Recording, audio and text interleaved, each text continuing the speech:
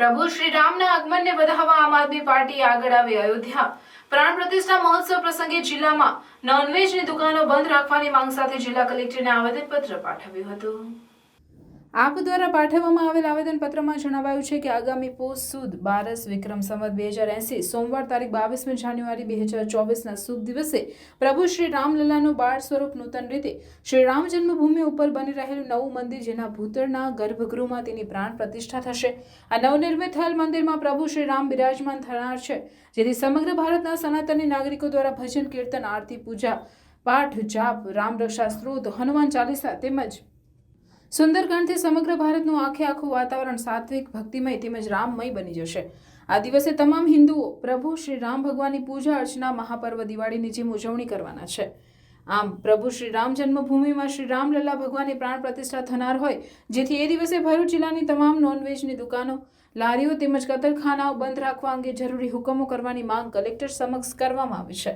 આવેદનપત્ર પાઠવવામાં જિલ્લા આપના હોદ્દેદારો સહિત કાર્યકરો ઉપસ્થિત રહ્યા હતા। આપના પ્રભુ શ્રી રામ લલ્લાનું બાળ સ્વરૂપ નૂતન રીતે શ્રી રામ જન્મભૂમિ અયોધ્યા પર તેના ભૂતળ ગર્ભગૃહમાં પ્રાણ પ્રતિષ્ઠા થવાની હોય, રામ ભગવાન બિરાજમાન થવાના હોય, જેથી સમગ્ર ભારતમાં સમગ્ર ગુજરાતમાં તેમજ આપણા ભરૂચમાં ભવ્ય ઉજવણી થશે, ઉજવણીનો માહોલ જશે, એક ભવ્ય મહોત્સવ જેવું થશે।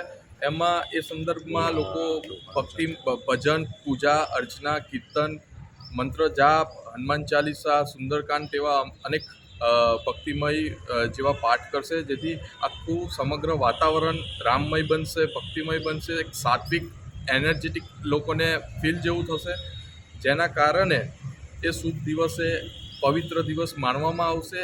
એ દિવસે અમારી એક કલેક્ટરને સૂચન છે અને એક વિનંતી છે કે આ પવિત્ર દિવસે ભરૂચ જિલ્લાના તમામ નોનવેજની દુકાનો અને કતલખાના એ પવિત્ર દિવસે બંધ રાખવામાં આવે, એટલું અમારે એક કલેક્ટરશ્રીને એક નિવેદન સૂચન આપવા આવ્યા છે, જે આજ રોજ અમે જઈએ છીએ। નામ આપનું, નામ અને હોદ્દો? આકાશ મોદી મારું નામ અને ભરૂચ શહેર પ્રમુખ।